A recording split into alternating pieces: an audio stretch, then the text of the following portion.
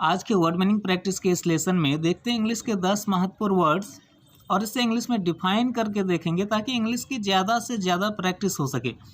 तो पहला वर्ड है रिपेंट। रिपेंट का हिंदी मीनिंग होता है पछताना।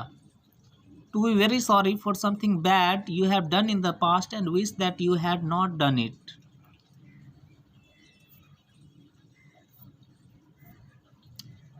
अश्योरेंस। अश्योरेंस का हिंदी मीनिंग होता है आश्वासन।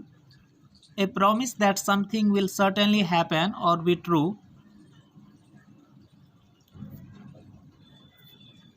नेक्स्ट वर्ड है अल्टीमेटम। अल्टीमेटम का हिंदी मीनिंग होता है अंतिम चेतावनी। A statement that orders someone to do something and threatens to punish or attack them if they do not.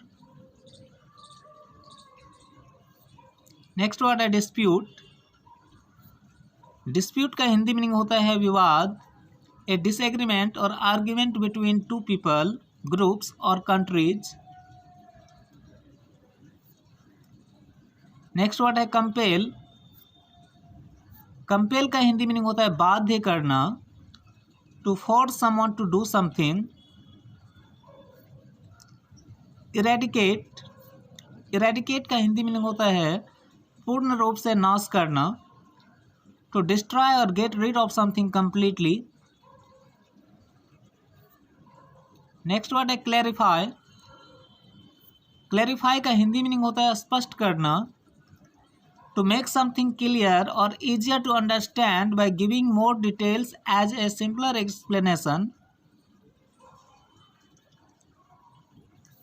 अगला वर्ड है रिपीट। रिपीट का हिंदी मीनिंग होता है दोहराना। टू से, राइट और do something again or more than once. Next word है predict. Predict का हिंदी मीनिंग होता है भविष्यवाणी करना। To say that something will happen in the future.